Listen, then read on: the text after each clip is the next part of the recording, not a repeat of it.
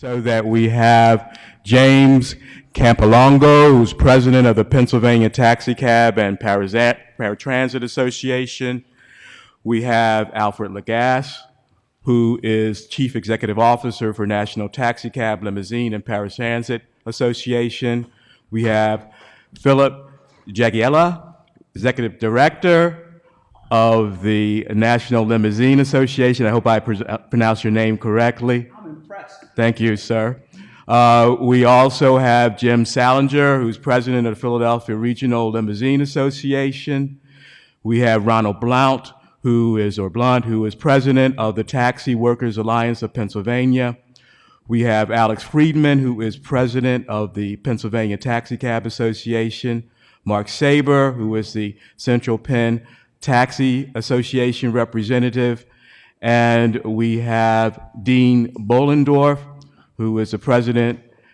And also we have Edward Heltman, who is the vice president of the Ambulance Association of Pennsylvania. Please proceed with your testimony in the order that I announced you. Good afternoon. Is it your preference that we kind of just summarize this instead of reading it all into the record? You would make our day. I don't know if I can go that fast for 4 minutes, but thank you for allowing me to speak on behalf of the Pennsylvania Taxicab and Paratransit Association. We're here to talk about the regulatory changes that may come up and whether they're necessary, and the short answer to that from our association is yes, they do. The PTPA recognizes that current technology presents our industry with a tremendous opportunity to provide better service in the communities that our members serve. Implemented the right way, digital dispatch platforms combined with mobile app technology should provide a useful tool for taxi companies looking to expand the availability of taxi cabs and provide more efficient service. That being said, we also recognize the recent history of transportation network companies, TNC's expansion from out-of-state into states that paints a disturbing picture when multi-million-dollar, multi-billion-dollar companies are ignoring regulatory requirements designed to protect the public from, among things, as price gouging, inadequate assurance, dangerous drivers, dangerous vehicles, and discrimination. The PTA strongly believes that the PTA can embrace the innovations and avoid the problems of lawless TNCs, provided that we do it in a correct manner. Of course, we will not solve the problems on our face as stated if we fail to describe these problems accurately. Another important step in reforming transportation regulations the right way is to invite input from everyone who is affected by it. The Commission needs to hear from all Pennsylvania taxicab companies whose livelihoods stand to be hugely affected by the reforms being considered here, especially from the 180 small taxi companies in the Commonwealth. Before rushing to implement new reforms, the Commission should allow for adequate time for public comment, period, and should invite input from all of the small taxi companies that might be destroyed by reforms that fail to give them a fighting chance against much larger companies.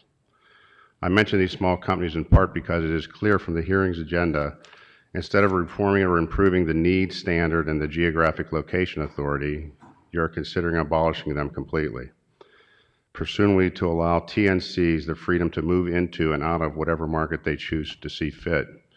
If you do that, you need to consider the impact on small rural taxi companies and the passengers that they serve. Eliminating the needs scope will, among other things, allow large companies to run roughshod over small companies. Large companies have the capital to move in with non-competitive pricing to affect or wipe out the little guy and take over small markets throughout the Commonwealth. Instead of having regulated, price-controlled, geographic controlled service, service that public interests like other public utilities, you instead create unregulated, straightforward, Standard Oil type monopolies with the problems that they bring. It would be a mistake to assume that TNCs will rush to these small communities to solve the problem. A large portion of small communities' rural taxi businesses depend on service to people, mainly the elderly and those who do not have smartphones, do not have credit cards, who use taxis as an essential part of their daily routine to complete errands, make appointments. These trips typically don't generate much profit. TNCs avoid these customers, instead target the affluent customers who have the required smartphones and credit cards to do this. Healthy competition is welcomed by the PTPA, but no taxicab company or TNC company should be allowed to pick when they operate, where they operate, and who they serve. So if you want TNCs in all communities, especially rural communities, you need to require them to accept all fares, including those less lucrative fares in those communities. Everything else will serve to eliminate transportation services for the elderly, the low income, and those who rely on taxicab services. In summary, the PTPA welcomes regulatory reform. We only ask that you ensure fair competition between the Pennsylvania taxicab industry and TNCs, and that you preserve the public service mission of all common carriers throughout the Commonwealth. Thank you very much. Mr. Lagasse? Good afternoon. Thank you for allowing us to testify today. My name's Al Lagasse. I represent the Taxicab, Limousine, and Paratransit Association. TLPA is a nonprofit national trade association representing the owners and managers of taxicab, limousine, sedan, airport shuttle, paratransit, and non-emergency medical fleets. Our 1,100 members operate more than 100,000 passenger vehicles and transport well over 2 million passengers each day. TLPA believes that unlicensed and therefore illegal operations of so-called transportation network companies such as Uber and Lyft threaten to defranchise the entire for-hire vehicle industry, and we believe they pose a real danger to public safety and will greatly infringe upon the public's secure, equal, and reliable access to transportation. Allowing companies like Uber and Lyft to operate without oversight and regulation is reckless. These providers initiate and manage transportation services for hundreds or even thousands of individuals each day and use numerous drivers and vehicles to provide transportation service. However, they not only claim to incur no liability for ensuring these drivers and vehicles meet established safety mandates, but they require an indemnification from passengers and drivers for any liability resulting from the service provided.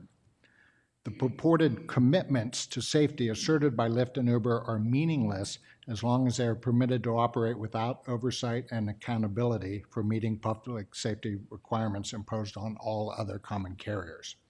Without accountability, there is no standard or enforcement by which Uber and Lyft would be subject to independent driver background checks and vehicle inspections. They should not be allowed to skirt these important public safety provisions.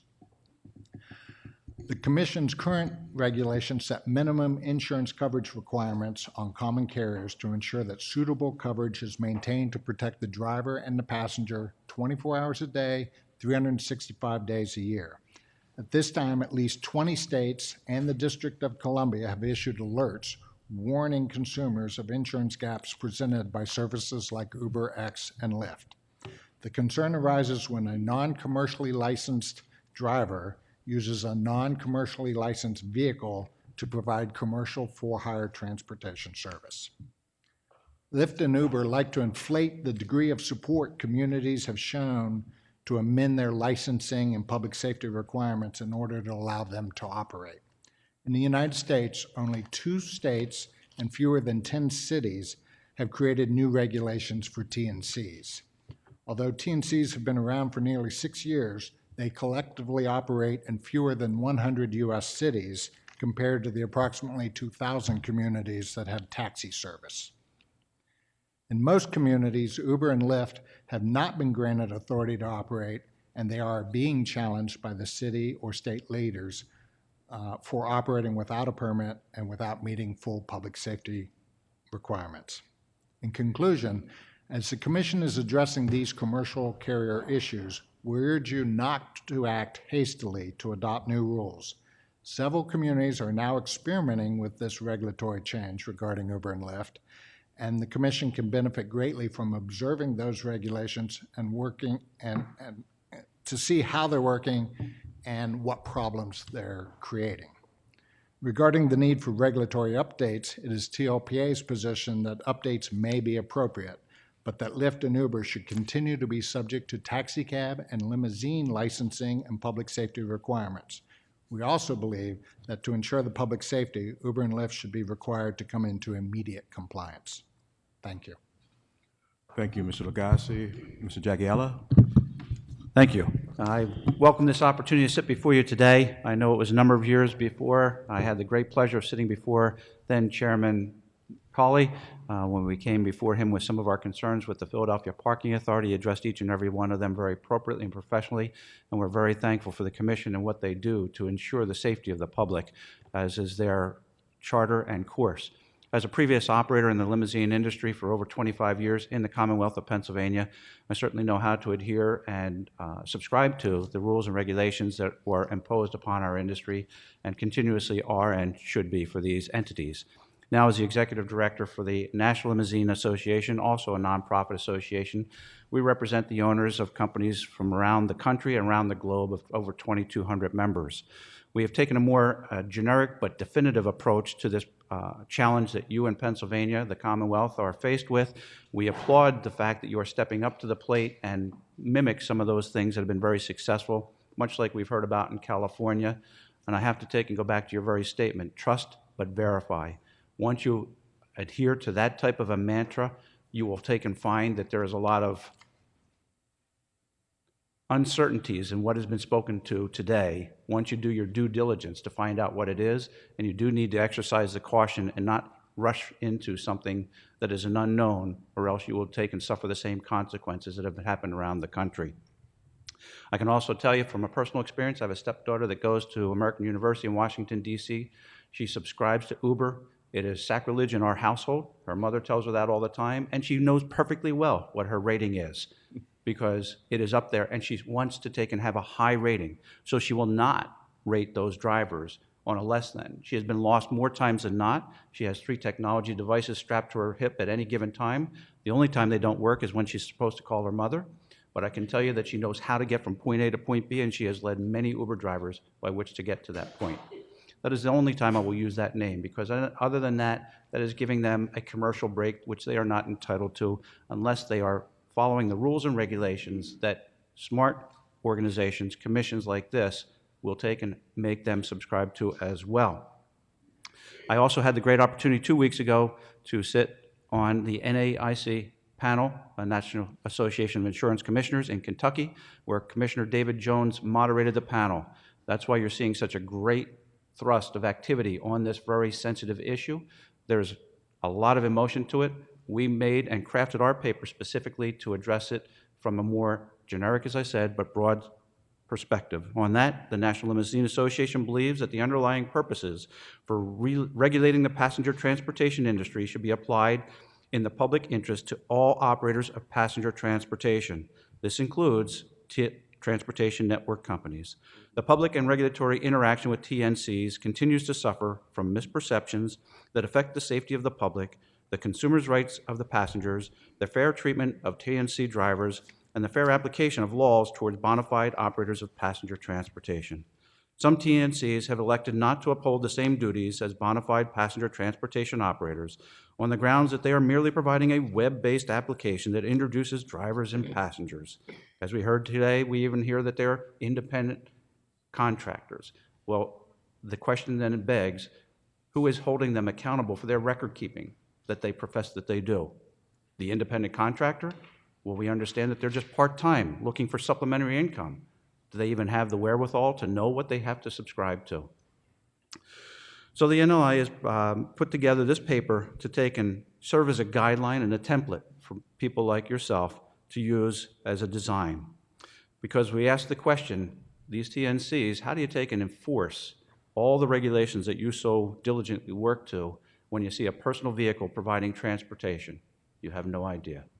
The only thing I would say in closing is I'd like to have an opportunity of a photo op from each and every one of you because I appreciate this opportunity today. Thank you.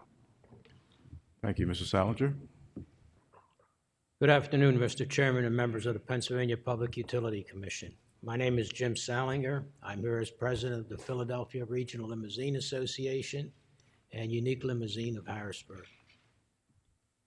I want to thank you for providing us the opportunity to give our views on the important issues you have raised. Philadelphia Regional Limousine Association was founded in 1982 to promote the professional relationship of fellow operators and regulatory agencies while keeping the consumer safety and interest as our main focus. PRLA represents members from Philadelphia region as well as those based in New Jersey, Harrisburg, Pittsburgh, Scranton, and other regions of the Commonwealth.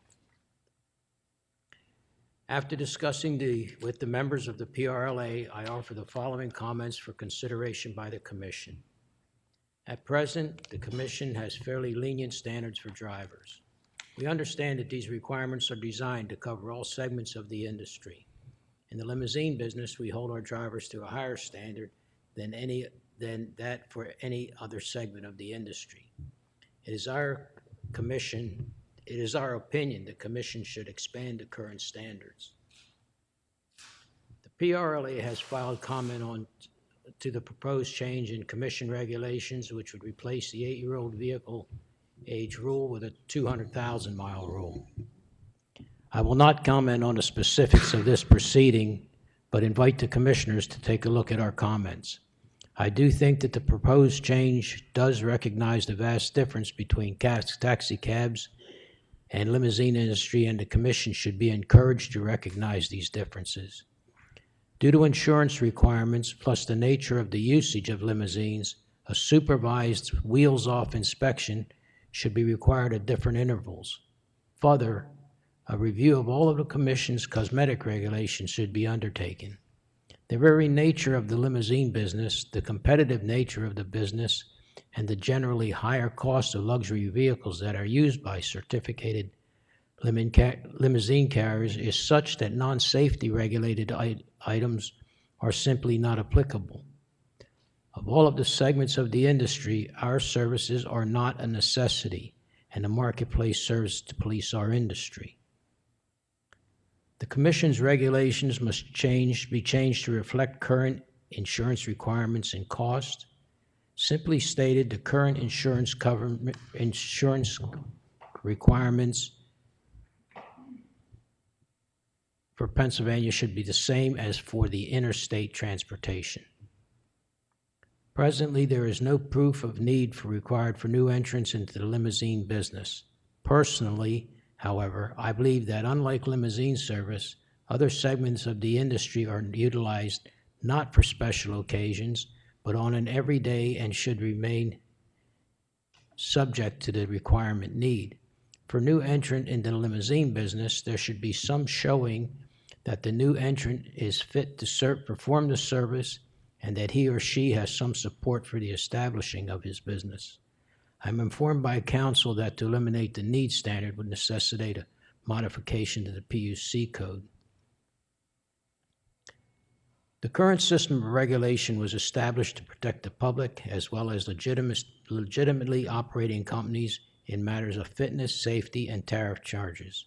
Any new entrant should be held to the same existing standards.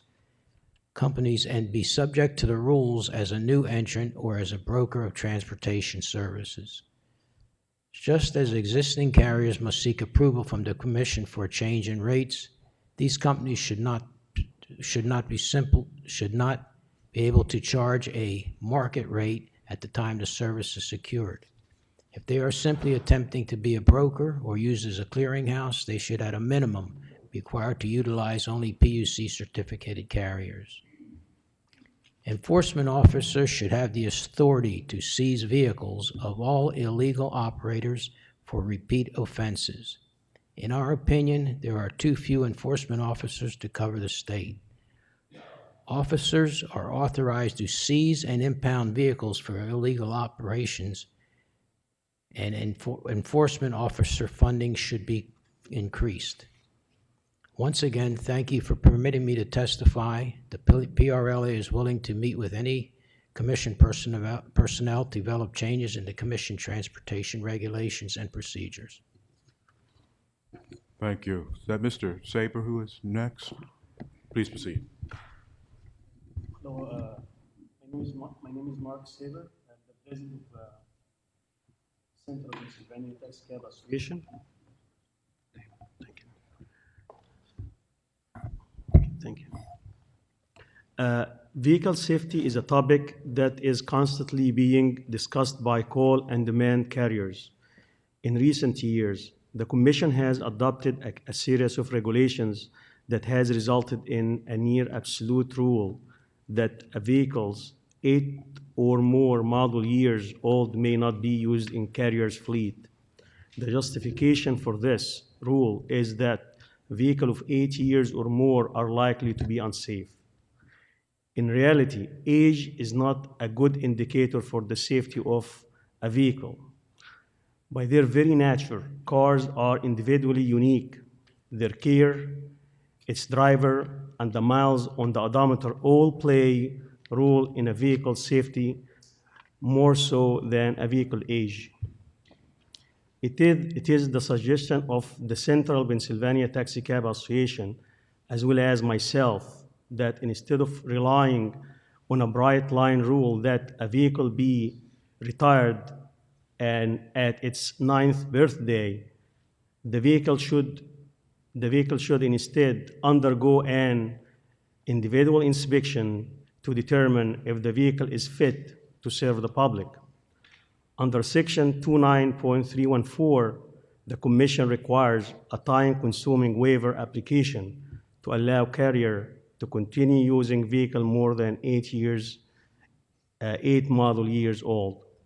Just acquiring the information to apply for the waiver can take weeks, and if the application is submitted with the missing information, the Commission can deny the whole application as incomplete. After gathering all of the vehicle information, a carrier then submits the application to the Commission. Then a person in an office looks at the picture of the vehicle, records of the vehicle, and the reason why the waiver has been requested. This person then makes a determination as to whether inspection of the vehicle is needed without ever having left the office and without so much as test driving the vehicle. The association believes that this process is too costly administratively from both the Commission and the carrier perspective. We can streamline the entire process if, at the required annual inspection, which all certificated carriers are required to undergo, cars that are older than 8 model years undergo a special inspection by the Bureau of Enforcement. This would be a wheel of inspection that would allow the highly trained inspectors, to which the PUC enforcement officers, they are equipped with a safety inspection license. You know about the car, you know about the safety procedures, to directly inspect the vehicles with other mechanics that certified as well. At the end of the inspection, the vehicle could then be deemed safe and entitled to a waiver, or unsafe and taken out of service. And also zero defect. If there is any problem with the car should be taken. It's one chance the Commission should give it to the carrier. If any defect in the car, even if it's a light bulb, the car should be out of service. The association suggests that prior to the annual inspection, each carrier be required to provide a list of all vehicles that will reach their 8 model years as of January 1st of the subsequent year, at least 6 weeks prior to the annual inspection, and will only include vehicles that the carrier wishes to continue to use in its fleet. The wheel of inspection will be in addition to any inspection done as part of the traditional inspection, such as the yearly inspection is conducted by the Bureau of Enforcement, and also the random inspection that can be conducted at any given moment by the Bureau of Enforcement. To make this change happen, the association processes the following language change to vehicle list.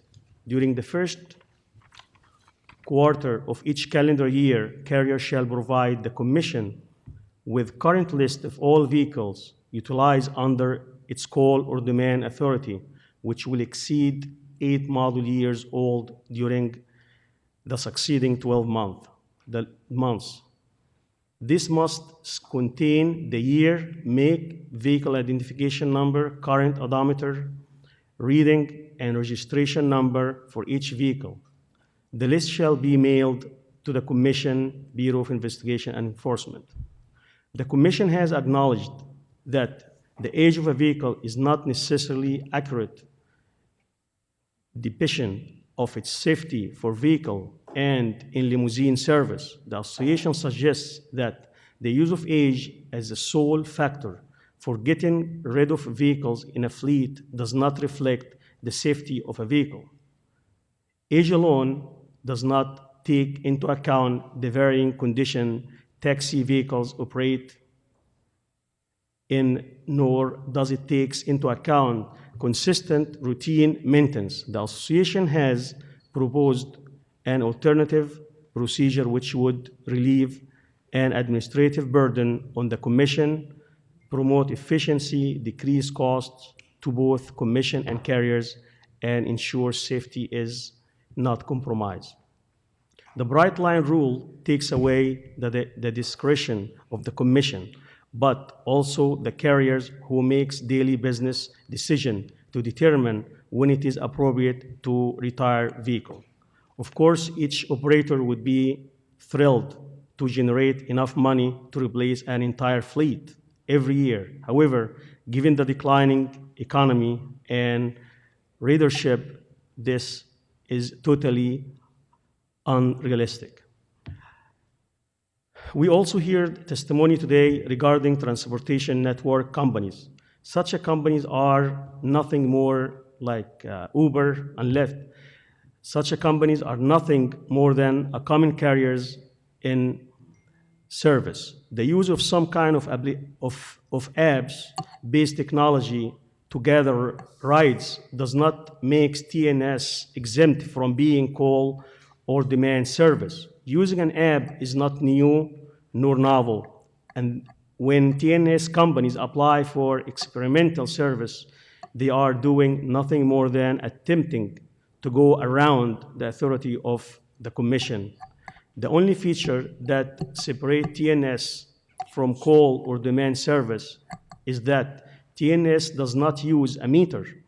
They use an arbitrarily derived fare, and because of this, they are dangerous to the public interest. Thank you. Thank you. Mr. Blount? Good afternoon, Commissioners. My name is Ronald Blunt, and I began driving a cab in Philadelphia in 1983. My comments are as follows.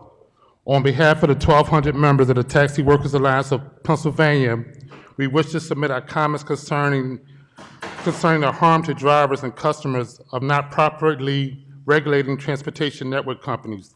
Taxi drivers are some of the most vulnerable workers in Pennsylvania. Many of us work 12 hours a day, 6 days a week, and are still raising our families in poverty. The PUC, through its powers to regulate fares, set the maximum number of active vehicles, regulate lease caps, has almost total control over what a driver can make. The same argument that mandates the government setting a minimum wage so that workers do not have to live in poverty obligates the PUC to regulate the industry so that taxi drivers also do not live in poverty. The evidence suggests that giving up control over the number of vehicles and the fares to TNC will decrease drivers' income for both taxi drivers and TNC drivers far below the minimum wage. So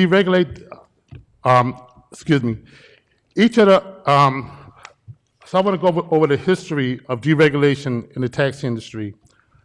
I would claim that fare wars and unregulated number of drivers is harmful to drivers and passengers is based on past experience.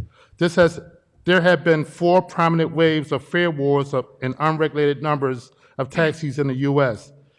These occurred during the Great Depression when thousands of the unemployed became taxi drivers. After World War II, when thousands of returning vets did the same, often in violation of the laws like the TNCs of today. During the 1980s, when many cities deregulated their taxi industries with disastrous results, and today with TNC companies injecting unlimited number of drivers and fare wars into the system.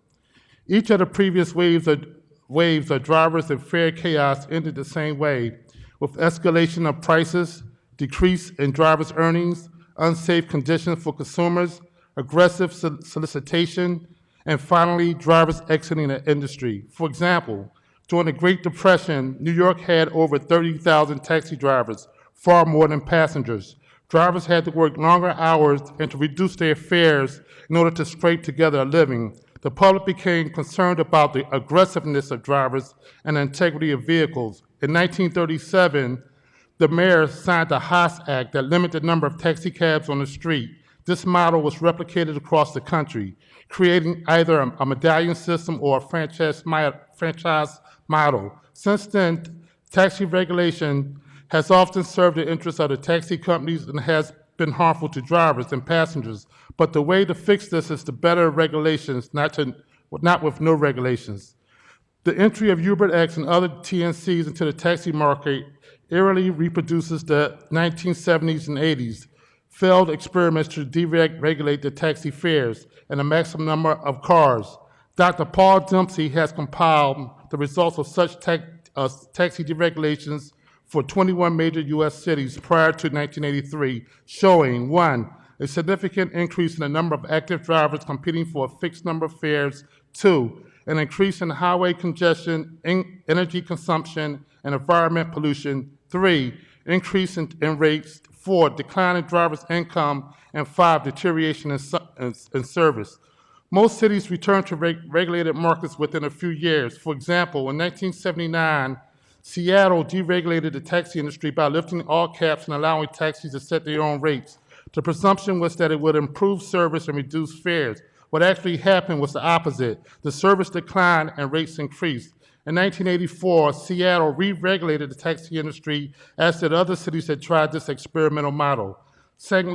Louis deregulated resulted in a 35% meter increase, taxi companies raising their rents on drivers to offset lost revenues due to competition, and a constant overturning of its drivers. In 2002, St. Louis also re-regulated the industry.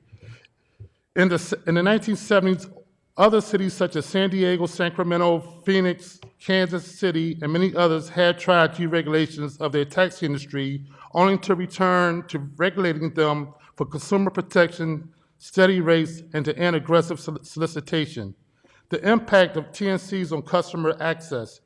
UberX, Lyft, Sidecar, and other ride-selling applications have been around for a few years, so there is some history on their impact on customers' access to transportation. According to Mark Gruberg, head of the San Francisco United Taxi Workers, 1/3 of the taxi fleet remained dormant during the weekdays. You might think as a full-time drivers leave, they are replaced by full-time TNC drivers who are covering the same areas at the same time, but that is not the case. Drivers tell us that part-time UberX and Lyft drivers who drive only around rush hours take fares from full-time drivers who rely upon rush hour fares to allow them to drive the rest of the day. For example, like drivers, there are slow parts of the day for a taxi driver. They come out during the morning rush, there's a rush hour, they make their lease, they can make a living. And then it slows down from 10 to about maybe 3 p.m., and it picks up again from 3 to maybe about 7.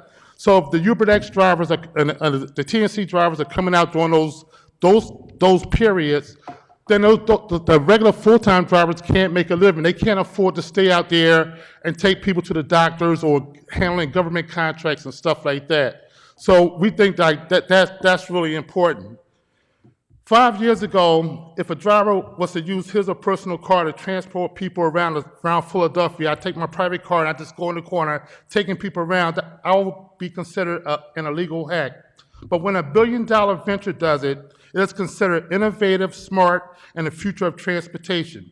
But what kind of future are we talking about? The TNC set fares without any driver's input or regulation. They set the number of drivers. They set the fees and commissions charged to drivers. Drivers have no recourse if they are unjustly unsubscribed from the app. TNC are companies with 19th century labor relations hiding behind their 21st century smartphone apps. How can drivers who are already struggling compete against an entity that has no medallion leasing fee to pay, insurance requirement, or other fees? The PUC has a clear definition of what a taxi cab is. The TNC provides both dispatch and vehicle to the customer. They describe themselves as a ride-sharing company, but in reality, they provide ride selling to the service to the drivers, who in turn provide taxi cab service to the public. They should be regulated exactly the same way as taxi cabs. TNCs engage in price surging and follow no set tariff in violations of PUC regulations. On demand days, many citizens will pay enormous amounts of money as TNC profiteer on their service. Insurance coverage is also precarious as people simply do not know if there is any legitimate insurance coverage. Most insurance companies will not cover personal vehicles doing commercial work, and TNC insurance will not cover vehicles unless they're en route or doing a trip. I'm almost finished. Okay. So what happens when there's an accident involving a pedestrian or a bicyclist? Deregulating the number of for-hire vehicles on Pennsylvania streets will increase vehicle collisions, increase pollution, and add to congestion. Taxi drivers will be replaced with amateur drivers, putting people further at risk. Lastly, as seen in previous deregulation attempts, both TNC and taxi drivers will become more aggressive in soliciting work. Vehicle quality will diminish, and prices to customer will dramatically fluctuate. Taxi driving will become a part-time job because no one will be able to make a full-time living at it. This prediction doesn't come from us, it comes from the TNC themselves. Uber, as a limousine company registered with the taxi regulator, has proven to be beneficial to the citizens of Pennsylvania. Their drivers are vetted, vehicles carry the required insurance, and are inspected regularly. And their prices are required to be above what a taxi cab would charge. All of these requirements meet PUC standards. What we would only add that, like the Medallion and franchise taxi cabs, that their number be capped. As with other limousines and taxi cab companies, TNC should be required to submit and follow a steady tariff, no price surging. TNC drivers' partners must be covered by unambiguous insurance coverage, meaning state requirements, as soon as the driver turns on the app. The Taxi Workers Alliance supports TNC in the limousine format described above with the added regulations. TNC in the taxi cab format will create a situation of deregulating of the taxi industry, followed by a severe crisis of both TNC and taxi drivers. Bottom line, a race to the bottom. The PUC should, that's enough. But thank you guys for allowing me to talk, okay? Thank you, Mr. Blunt. Mr. Freeman? Good afternoon, ladies and gentlemen, commissioners, chairman, vice chairman. It's very difficult for me to add something after 6 people already expressed the majority of the concerns for the industry and for this panel. I would suggest that you will read my testimony, my written testimony, so I would just speak out of the issues that really were brought in earlier in concern of the commissioners. First of all, I would like to concur with the opinion of Commissioner Crowley that TNCs are not ride-sharing services, period. They are kind of entities that are made to make money, and huge money. Secondly, I would like to reiterate the issue that taxicab industry are not a conglomerate, are not a monopoly, are not something of mafioso type operation. In reality, we are a much, much smaller entity than $18 billion company that is trying to smear our reputation in the papers and publications. I would like to state that we are not against technology. We are not anti-innovation. In a matter of fact, in 2005, when nobody even knew about entities like Uber and Lyft, City of Philadelphia introduced digitized dispatch system. The credit cards machines were installed in taxi cabs. The communication modems were installed. The GPS systems were introduced. We were able to get our orders through emails, through phone calls, and lately we introduced our own smartphone application called 215 Get a Cab. 215 Get a Cab is different than UberX and Lyft application. 215 Get a Cab employed in licensed taxi cabs in Philadelphia. And by meaning license, each and every cab is insured, each and every cab is inspected, each and every cab is operated by independent contractor. Those independent drivers are exactly those drivers that everybody is talking on the, operating on the weekend and other times. The 80% of the vehicles belongs to those drivers. 80% of the vehicles belong to those drivers. They're utilizing them when they're going to supermarkets, taking their kids to school, and so on and so on. And the free time, because they're independent contractors, they're employing them as a taxi cab with no insurance lapses. I was troubled by reading the emergency order the same way you, Commissioner Crowley, did. When I check on e-form filed with Public Utility Commission, e-form was filed in Uber and Lyft name. However, there is no insurance card, no insurance ID cards in any of those vehicles that are operating on the street. That is obviously a big insurance gap and oversight gap in this permitting them to operate with this kind of insurance. They only carry their personal insurance in the car. So who is responsible? Is the general public responsible for having coverages and their premiums raised due to Uber and Lyft lapses? What about if you carry two applications in the same private vehicle? Who is responsible for the accident when the accident happened? Uber, Lyft, sidecar? I don't know. Do you know? I don't know. So my question is, why don't they register each and every private citizen vehicle into their company and have them insured according to your rules and regulations? So they address the issue of the insurance. Now, my question is as well, how does enforcement identifies those vehicles on the street?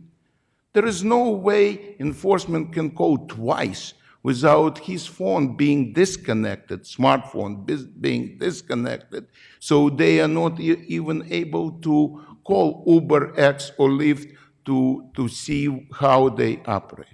There is no way they can do it without a special PennDOT tag like taxi cabs do, like limousine operators do. I testified for 2 days on the hearing in front of administrative judges in the hearing in Pittsburgh, and I couldn't find. I'm sorry, I just wanted to admonish you not to go into matters that are currently pending before the commission. Okay, I'm sorry. My point is, there is nothing new in this technology.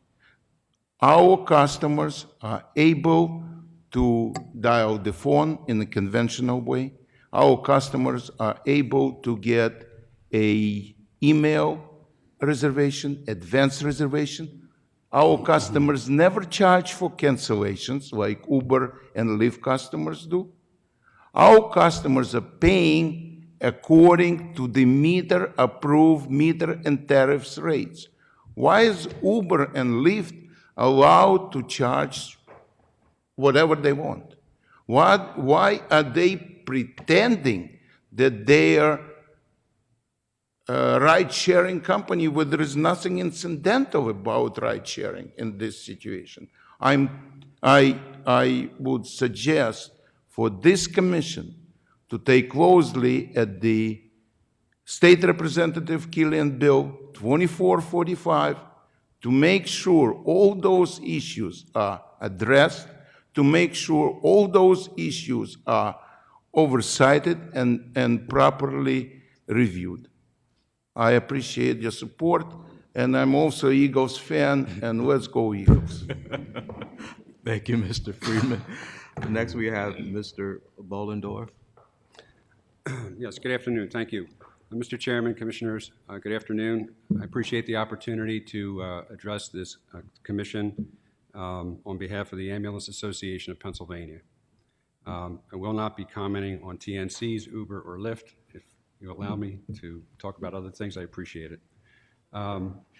We are an organization of about 250 EMS agencies representing for-profit, not-for-profit, municipal, fire-based, hospital-based, as well as air ambulance throughout the Commonwealth. 20 years ago, air ambulance services were really not engaged in a great deal of wheelchair van or paratransit type activity.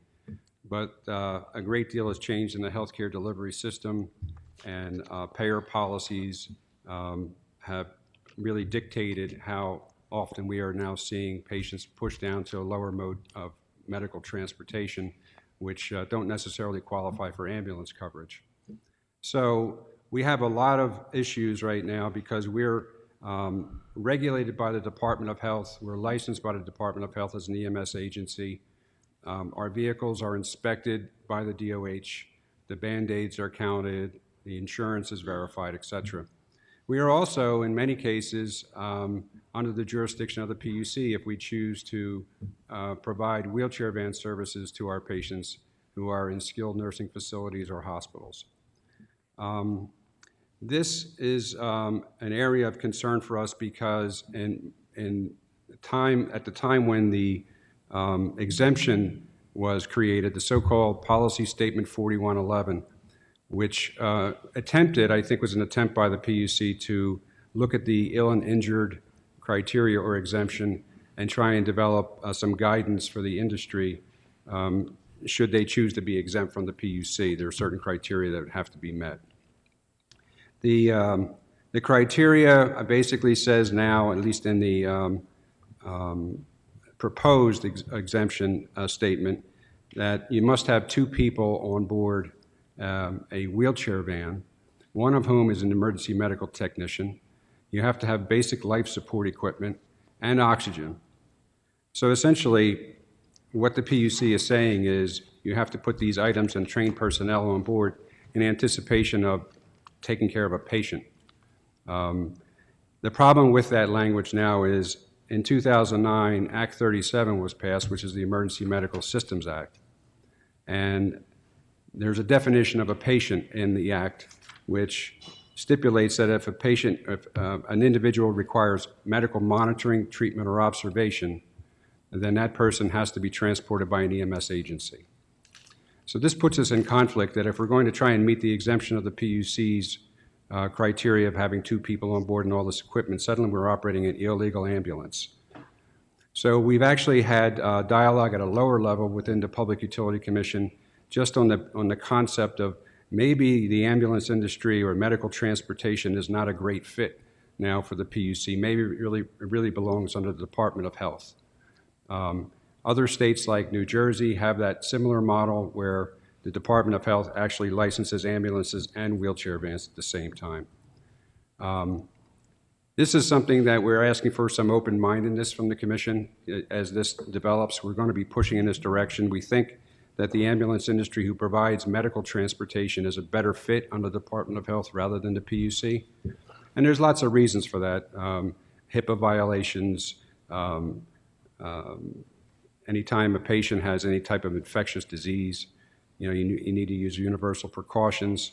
The folks in the paratransit industry are not trained in those types of areas. So this is more of a medical transportation carve-out or specialty that we're looking at. So that's the kinds of things that we need help with from the commission. We think that we're in an evolving system. Obviously, everything we talked about today was about evolution of the system. We're no stranger to that. We see it going. 50 years ago, there was no EMS system. It all sort of was born in Vietnam, and here we are today with very sophisticated equipment and trained personnel in the field saving lives. So my appeal to you today is really to ask for consideration for taking a good look at this 4111 policy statement, which creates conflicts for us, and also to consider the future of medical transportation perhaps being better suited for jurisdiction under the Department of Health. Thank you. Thank you. Questions from the commissioners? Start with Commissioner Brown.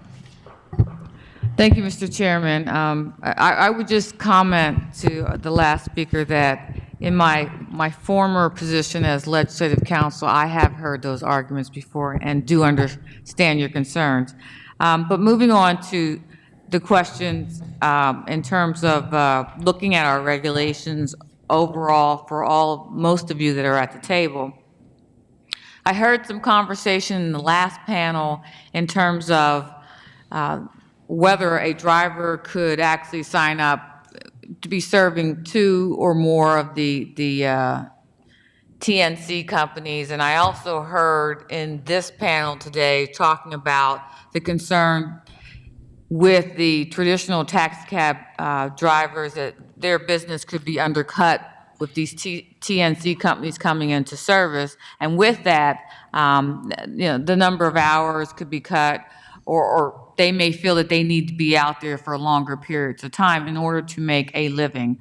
So piecing those two together, the concern I have, or the question I have is, I don't believe our regulations actually address the number of hours that an individual could be driving throughout a particular day. And I don't know if that was an issue or that has been an issue that has been under discussion with some of your companies, if maybe that should be something we should be looking at in our regulations.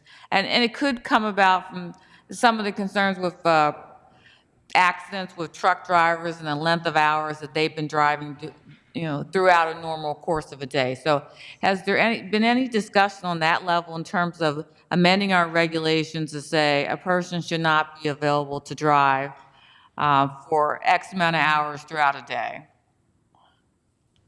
May I? Yeah.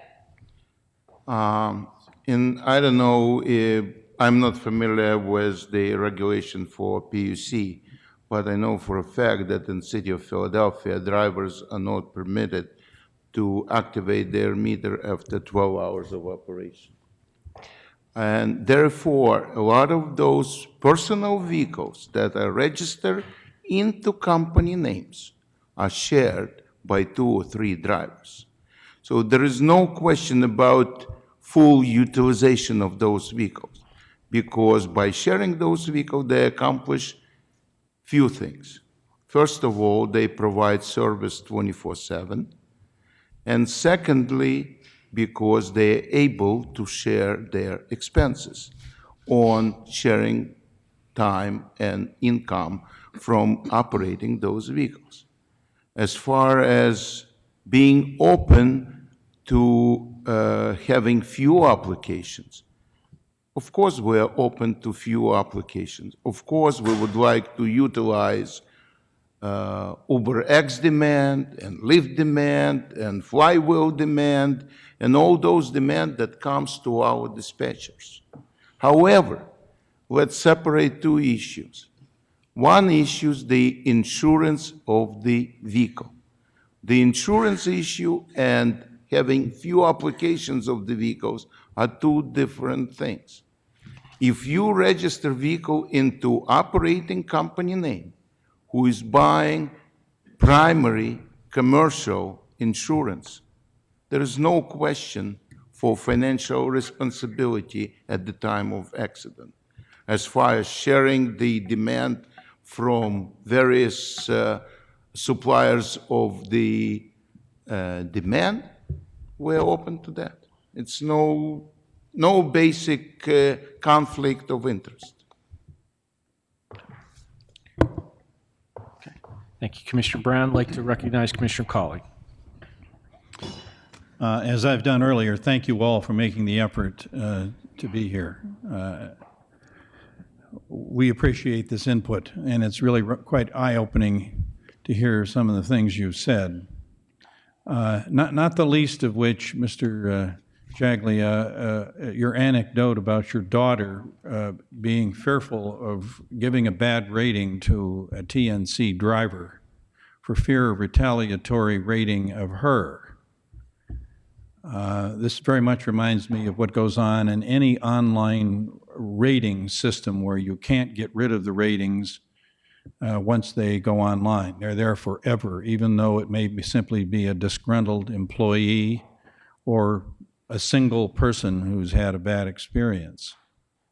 I've heard similar complaints from people who sell on eBay who aren't paid, or the merchandise is returned in poor condition, or what have you.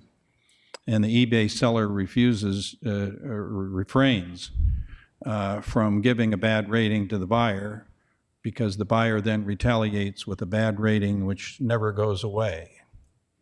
The more I hear about this rating system, the more I am suspicious of it, particularly when we have been told that the Public Utility Commission is really redundant and there's really no need for us as a complaint forum and an enforcer of regulations, because this rating system is a self-regulating system within the industry.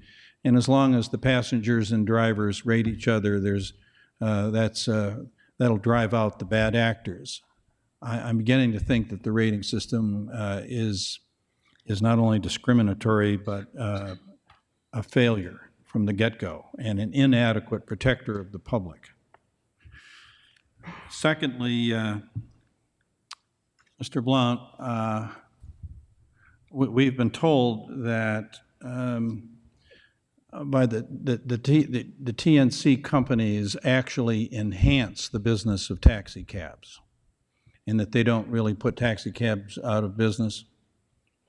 In fact, we're told that they for some reason or another, create more business for the taxi industry.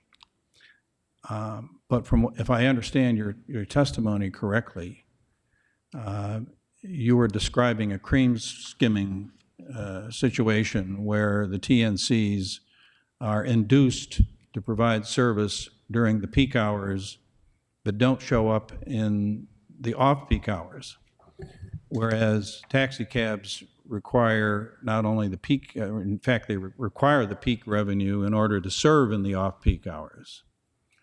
The implications, I think, are not only bad for the taxi cab industry, but for those who depend on you in the off-peak hours, as well as those who are of an older generation or who are not technologically sophisticated, or who are too poor to buy a smartphone in order to call a TNC company. They rely on the telephone to call a taxi cab. But if your industry devolves into a part-time operation, there may not be enough taxi cabs to go around for those who are technologically challenged or too poor for a smartphone. Did I get that right? Am I interpreting that right? Ace in the hole, sir. Thank you. Okay. I'm not going to dominate the questioning, but I appreciate your input and your testimony, and you can be assured we're going to be taking it into consideration, even though we have also been accused by the certain TNC operators that we are protecting your industry. Never mind that we also have an obligation to protect the public whom you've served. Thank you for your testimony and for being here. Thank you. Yes, go ahead. Thank you, Mr. Colley. I would like to add, we are as a cab companies, we are use app as well. There's a software called GoCabby. It's an app we use. So we use the app, the same thing. I'm sorry. We use an app, the same thing like Uber and Lyft as well. GoCabby use it. We've been using it for a while right now. But again, also we have a list of drivers as a cab companies that we check the criminal records statewide as per the commission. So we really, for the safety of the customers, it's good for any company to be under the umbrella of the Public Utility Commission, because if somebody has certain crimes, the owners of the company and the Public Utility Commission, they come and they ask us for the records for those drivers. So we use the apps and also the list of the drivers. Anytime any enforcement officer can come and check the drivers. And also sometimes, for example, they come and they check the driver record for the driver. Sometimes maybe a driver lost his driver license for not paying a ticket or something. Because of the random inspection by the commission, they can come and say, oh, by the way, this guy, his driver license suspended. So, oh, okay, I get my driving record every like 2 months or 3 months. Sometimes something slipped, but when the commission come or the enforcement come through the random inspection and tell us about that, say, okay, we let this person go, or we ask him, you need to get a driving record. For the safety of the public, those companies, they need to be under the umbrella of the PUC. The list of the driver, the criminal record, that it has to be statewide for all the drivers that we have. Thank you. Thank you. Commissioner Whitmer. Thank you, Mr. Chairman. I'd like to just compliment Mr. Salinger, Mr. Saber, and Mr. Bollendorf for actually taking the opportunity to talk about some things that you would suggest need changed rather than just simply criticizing the potential competition. Mr. Bollendorf, I'd like to also let you know that I have an interest in your issue. I spoke directly with Secretary Wolf on this, and our staff and their staff are working, and we hope to have a positive resolution here for you soon. Thank you, I appreciate that. Mr. Salinger mentioned that we don't have enough enforcement officers and also that the insurance is not adequate. Regarding the lack of enforcement officers, would you all support an increase in your assessment so that we can hire some additional enforcement officers? May I think it goes hands in hands, because by just increasing number of enforcement officers will not solve the issue. If you identify those TNC operators, I'm sorry to interrupt for 1 second, but I think we're talking more broadly here today and not only about TNC. Okay. If we're talking broadly, it's, of course, the industry will support it. I feel that the revenue generated by an additional enforcement officer would far offset his or her wages. We have not as many as we did 15, 20 years ago. We still have so many illegal operators running this area. And my thought would be give that enforcement officer the right to impound that vehicle, seize it, sell it, and the profits go to the commission to offset his or her wages. There's so many people out there committing violations every day, and I'm not pointing fingers at anyone. We just don't have enough of enforcement. But if we had the enforcement, I feel that they could generate the revenue needed to offset their wages. Okay, thank you, Commissioner Whitmer. Vice Chairman Coleman. Thank you, Chairman, and again, thank you to all of you who have sat here and endured 6 hours of testimony. I know I see a couple of familiar faces that were here at the beginning of the day and are here still now, so thank you very much for your time and your commitment. I think we all view this as a critically important time in the transportation industry. there's really no question what the impetus is for why we are here today. This is driven by a revolution in the transportation industry called TNCs. And I would certainly echo my colleagues' comments, Commissioner Colley's comments, in that we have been under extreme criticism for doing what I believe is the job of commissioners in the oath that we took to sit here as commissioners in this organization, and that is to protect safety, and that's what it's about. We recognize that in various parts of the state there is a need. We've heard that clear from customers, constituents across the state of Pennsylvania, that there are those that are less than happy with the service that they have received or not received across the state of Pennsylvania, and that's created opportunity. That's created a competitive opportunity. So I guess my comment today is, at least in my view, I don't think that TNCs are going away. I think TNCs are here. I think they're here to stay. And I don't want to be suggesting and prejudicing what we have before us, but I think in just looking at the landscape and what is happening with transportation network companies across the United States and indeed around the globe, they will be coming to Pennsylvania and to other jurisdictions, it appears, at least at this particular point in time. And the reason I say that is I think that there is an opportunity, to Commissioner Whitmer's comment, there is an opportunity for us to modernize what we do in the transportation industry. And I appreciate a number of the comments that were made today in terms of suggestions for change. I am certainly open, as I believe my colleagues are, to hearing anything even after today. If there's something that you have on your mind that you would like to share with us, I'd certainly like to hear it.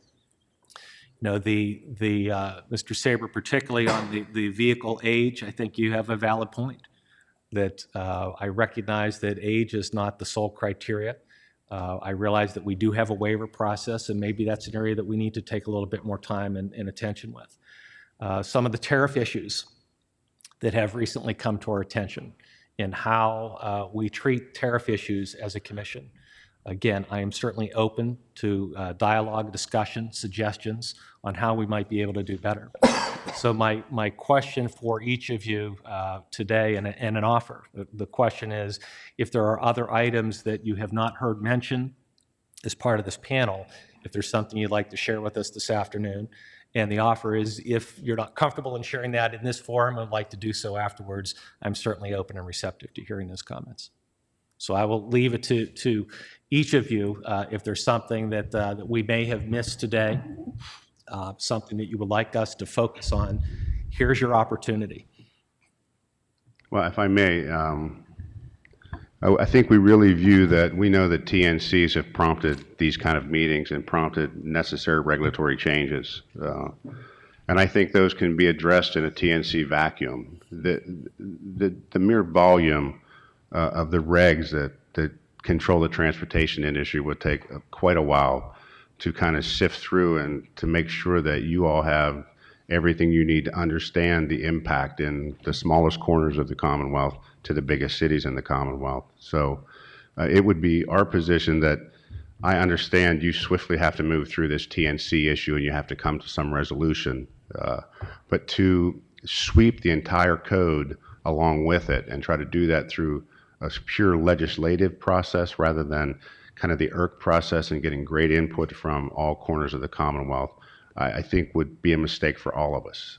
So we understand, but we'd like to have the opportunity. Our members have many issues that we couldn't lay out for you here today, but we will provide, with some other information regarding other sections of the code. Thank you.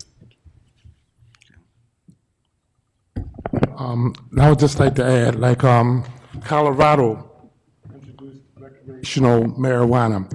Now, that's good for Colorado, but I think the other 49 states are just watching to see what's happening. So this TNC thing, even though there's a lot of pressure being done with it, I think Pennsylvania needs to be a little more conservative to see what happens in other states, especially where it started from, in San Francisco, Chicago, and Boston. I don't think that we should be rushing. As I talked about the history of deregulation, I'm predicting that this is going to happen here and other places where they try it. So I just think we just need to be a little conservative. And lastly, we're going to be working with two-tier rules, where TNCs are going to be following one set of rules, and taxi drivers and numbers are going to be following regulations where we fund the regulators. So I don't know how fair that's going to be and how that's going to play out as well. Thank you. Make one broad statement, if I might, is that right now the immediate need is a level playing field. You have the rules and regulations in place, and from what I'm understanding from those that have spoken today, what regulatory things you need to change can be done in a period of time, but bring these TNCs into compliance with what's already in place. Don't overreact to their social media and pressure from around the Commonwealth, from people saying, oh, we're not getting the level of service. You can get the level of service, and they can provide it on the same rules and regulations that are currently in place. They've just chosen not to address those things at this particular point in time. I agree with this statement. I think it's self-prophecy. I think they create this emergency situation by themselves. There is no real threat to the lives of the people, so I would not call it a true emergency situation. On the issue of advance reservations, TNC is not addressing this issue at all. They cannot provide any advance reservation on their smartphone. They're right now on demand at this moment service only. Secondly, they do not serve in underprivileged area and those with wheelchair accessible. For example, 215 Get a Cab addresses the issue of selection of the vehicle. You can select sedan, minivan, and wheelchair accessible. It can be served in the underprivileged area with those who just want to place a call, or it can serve to sophisticated student body that can use this smartphone application with ease. So in all that respect, with all this safety concern that comes with the public and safety concern that comes with the drivers, equipping cars with the partitions, safety cameras, and so on, it puts enormous burden and expense on our industry. And TNC is allowed to operate on the radar without all these safeguards in place. It's not going to be a playing field. Thank you. Thank you. Thank you, Vice Chairman. I just will conclude. I want to thank you all for participating. One of the observations I'll make with this panel is I heard many of you use the word deregulated. I remember a speech that a CEO of a energy company presented to me, and he said, my market, you can use the word deregulated. I like to use the word restructured. And the reason he used the word restructured is, as a robust retail energy supplier with a generation fleet, he is regulated. And I think what we heard in the panel today is that the Commission is looking for a pathway forward in a legislative construct that gets these entities that we're addressing touched by the Commission. And what is that? I've heard some of you say, well, they go out and they operate and they don't play by the rules. Well, I produce a certificate of insurance. I pre-certify my drivers. I pay an assessment to the Public Utility Commission. Is that not regulation? Is that not regulation? And I want to end on that note because that's kind of where this is headed. And I recognize, and Mr. Blunt, I hear where you're coming from, but I'm going to give you some advice. This sea change is coming to the marketplace. It's here. It's disruptive. And it's, but we're dealing with making sure that they play by a set of rules that allow them to invest like you've invested, and a pathway forward to be regulatory compliant with the state of Pennsylvania, with the State Public Utility Commission. So I step back. I want to give you all peace of mind. We want to hear from you. We want to hear from you, though, in an innovative mode, not don't touch my sandbox. I don't like these guys. I don't want. That's not the reality here. I wrote myself a note. This is like electric restructuring back in 1995. It is. And so here we are today trying to solve a calculus equation that gets these entities regulated in a way that you can continue to do your business and that customers can have peace of mind that they're going to be operating under the auspices of the Public Utility Commission. And I see a lot of you shaking your heads going, that's fair. And we'll compete against that. And customers will have choice. And life will go on, and everybody will be able to provide service to customers that want a cab when they need it, and they want to participate in this Uber app that I have, and they want to do that, and they'll make a conscious choice. So I commend you for being here, but to the Vice Chairman's point, I want to make sure that we hear from you if there's other issues outside the TNC world that is giving you a little bit of heartburn, how we can modernize our regulatory playbook to help you grow your business here as well. And I think that's a fair overture to make here this afternoon, especially with this panel. Mr. Chairman, if I might just follow up on your comments, that the public may file comments with regard to transportation issues at docket number M-2014-243-1451 until September the 11th at 4 o'clock. You can file those with the Commission's Secretary's Bureau. Mr. Chairman, is there anything further? I believe, Judge, there's no further items to come before the en banc proceeding today, and I will turn it over to you to give us the adjournment notice. I will then gavel us to a close, and this hearing's adjourned.